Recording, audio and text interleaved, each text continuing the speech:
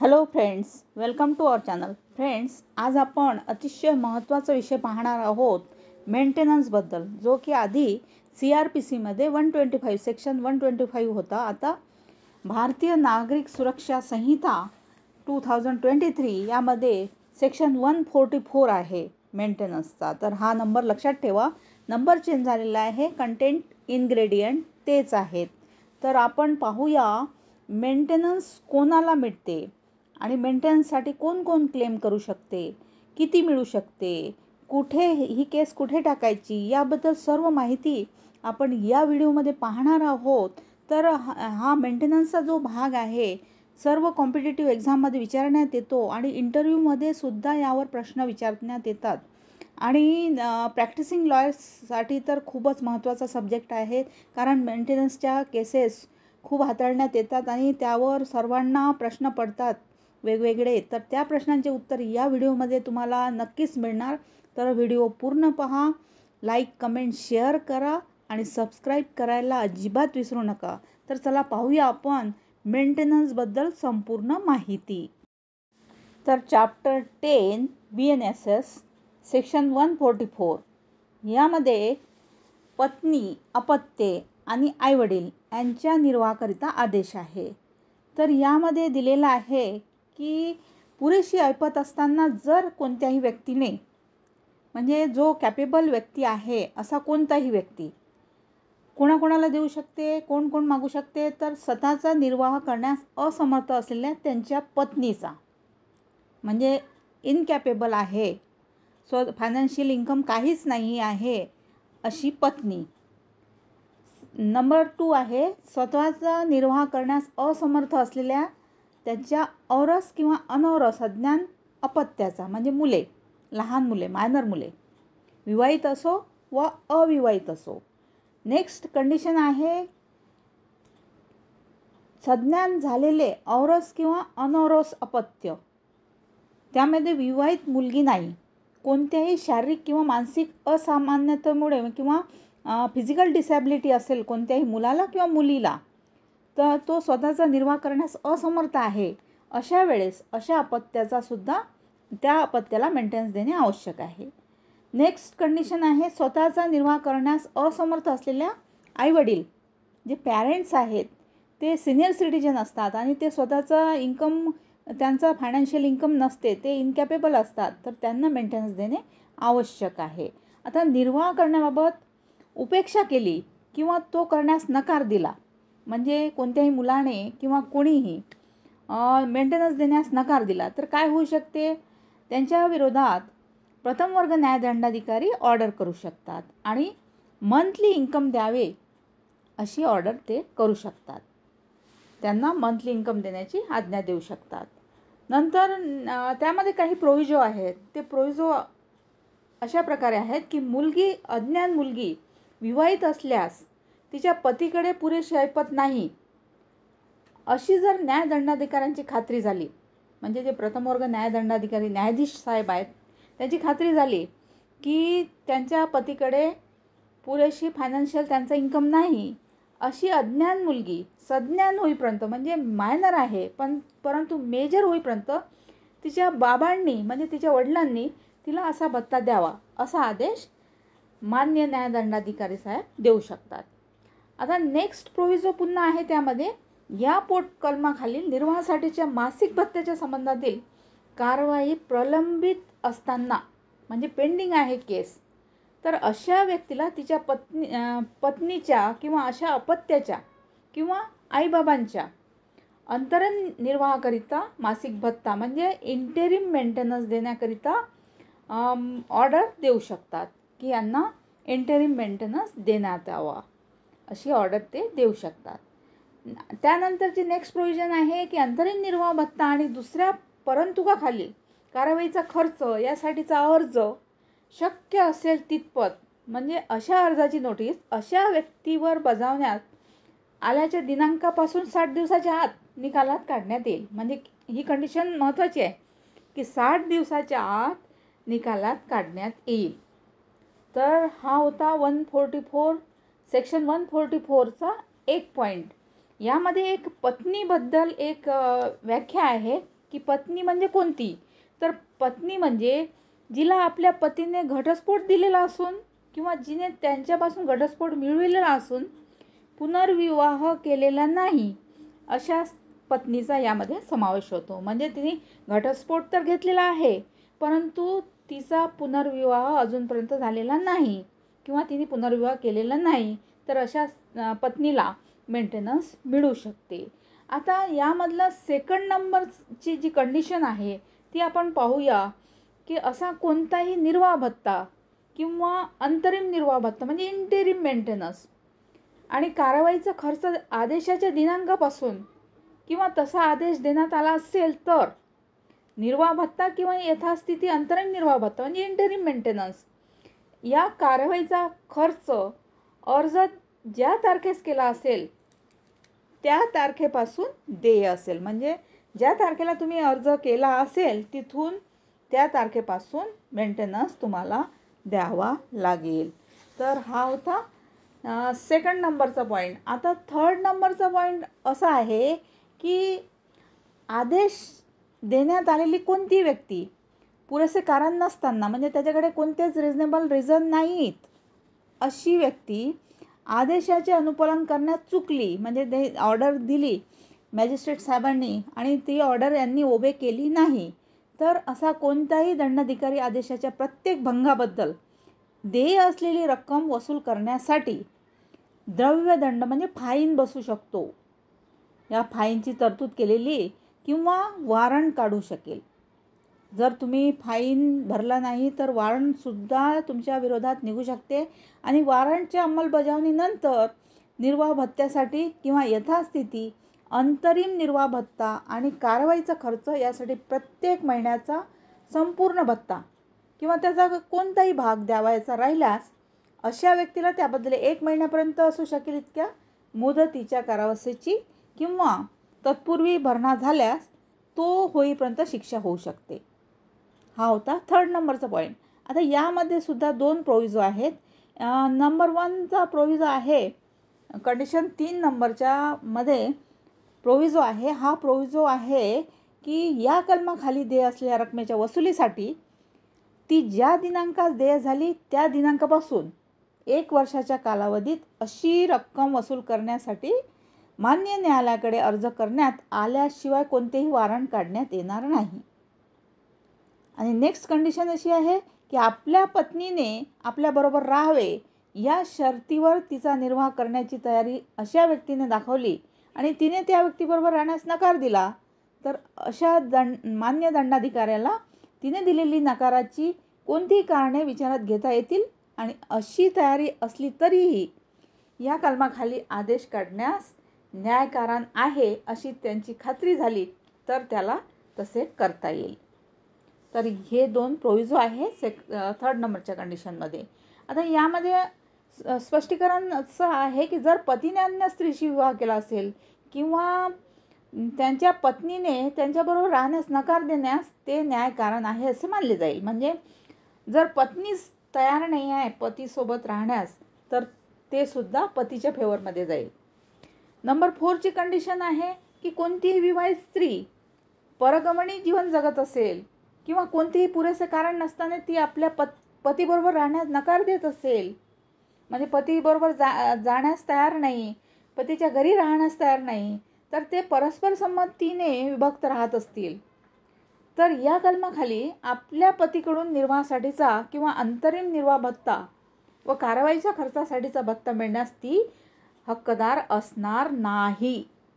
ही 4 नंबरची कंडिशन सुद्धा पतीच्या फेवरमध्ये आहे की ती स्त्री यायला तयार नाही तुमच्या इथे राहायला तर तिला मेंटेनन्स मिळणार नाही. आता नंबर 5ची कंडिशन आहे जिच्या बाजूने या कलमाखाली आदेश देण्यात आला असेल अशी कोणती विवाहित स्त्री परगमनी जीवन जगत आहे किंवा आपल्या पतीबरोबर राहण्यासाठी पुरेसे कारण नसताना सुद्धा नकार देत आहे.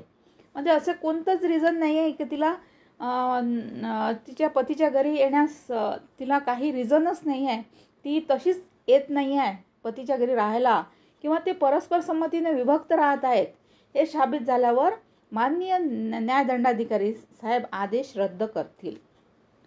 तर या कलमाने पुढे काही कंडिशन आहेत की पुरेशी ऐपत असणारी व्यक्ती तिचा किंवा त्याचा निर्वाह करण्यास असमर्थ असलेल्या पत्नीचा औरस किंवा अनौरस अज्ञान अपत्याचा किंवा सज्ञान औरस म्हणजे मेजर औरस किंवा अनौरस अपत्याचा, यामध्ये विवाहित मुलगी सोडून आहे, आपल्या आईवडिलांच्या निर्वाहाकरिता आदेश देण्याची तरतूद केली आहे.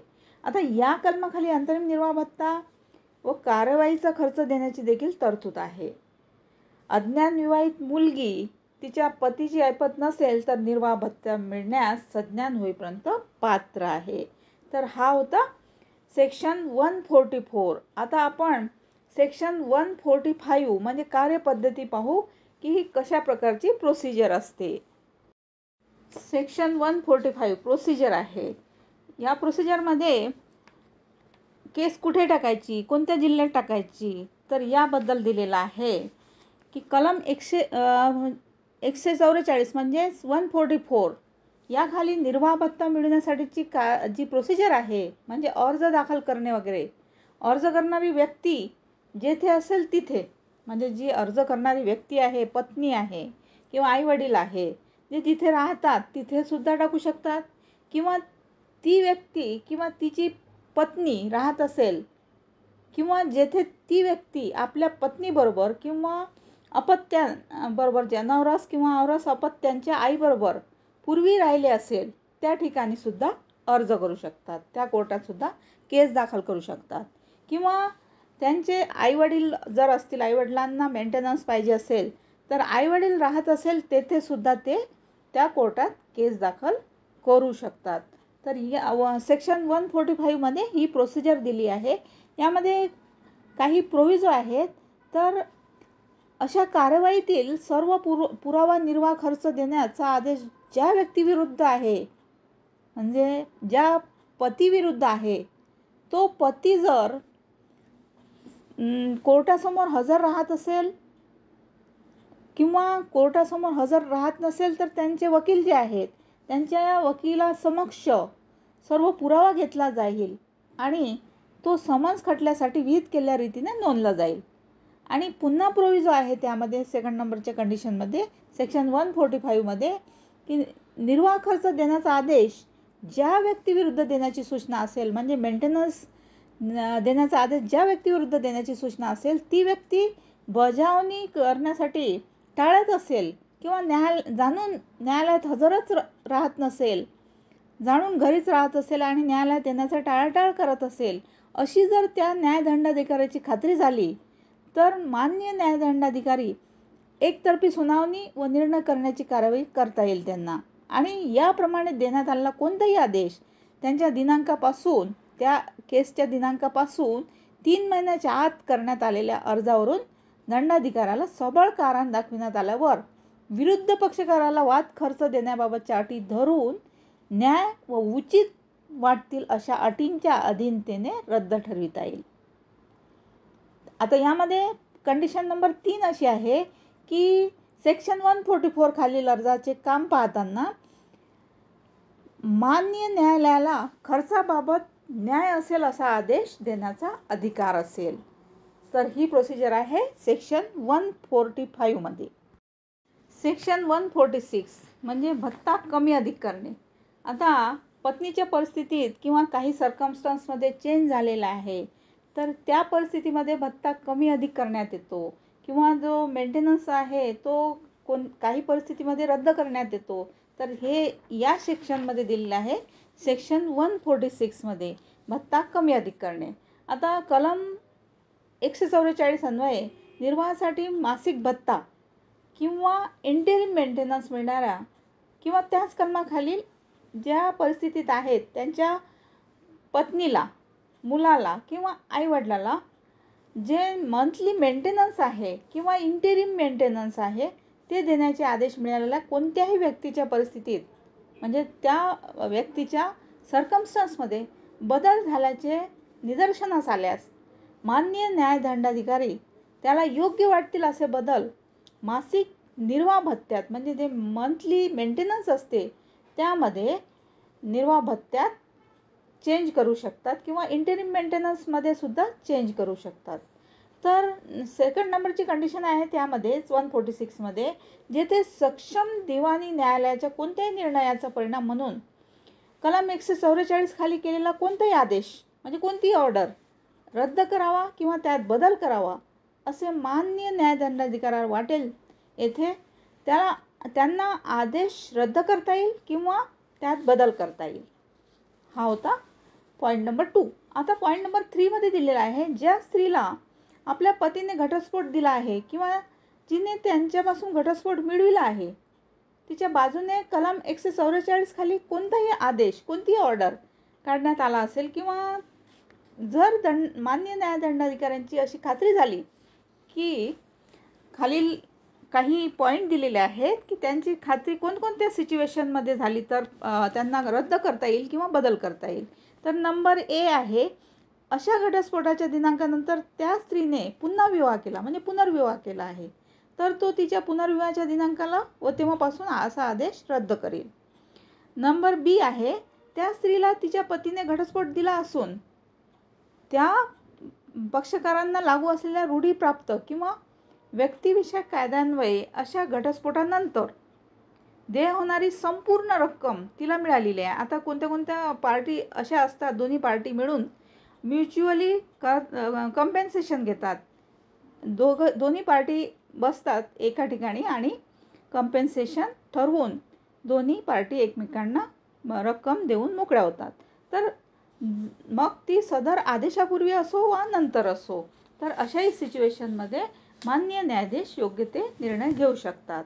आता यामध्ये असा आदेश होण्यापूर्वी अशी रक्कम दिलेली असल्यास त्या बाबतीत किंवा असा आदेश झाल्याच्या दिनांकापासून. नंबर 2 मध्ये आहे, अन्य कोणत्याही बाबतीत पतीने त्या स्त्रीला प्रत्यक्षात काही काळापुरती निर्वाह खर्च जो मेंटेनन्स दिला असल्यास तो कालावधी संपल्याच्या दिनांकापासून असा आदेश रद्द करेल.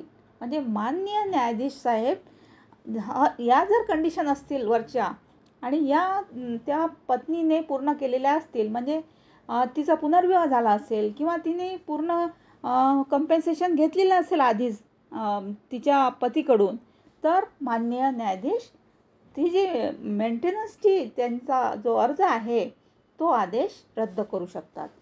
तर नेक्स्ट कंडिशन आहे की त्या स्त्रीने पतीपासून घटस्फोट मिळवला असून आपल्या घटस्फोटानंतरच्या निर्वाहासंबंधीच्या किंवा इंटेरिम मेंटेनन्स संबंधी आपले हक्क तिने स्वेच्छेने सोडून दिले आहेत, तर आदेशाच्या दिनांकापासून ती ऑर्डरसुद्धा रद्द करण्यात येईल.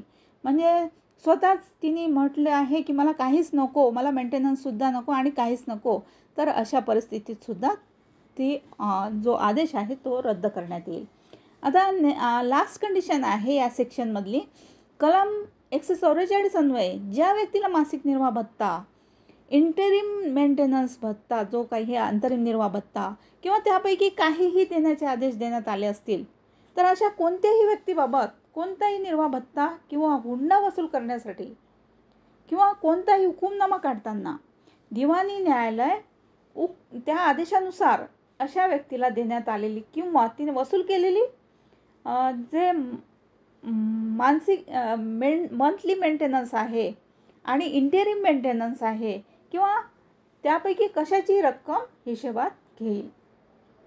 तर हा होता सेक्शन 146. आता 147 मध्ये काय आहे, तर यामध्ये दिलेलं आहे निर्वाह खर्चाच्या आदेशाची अंमलबजावणी.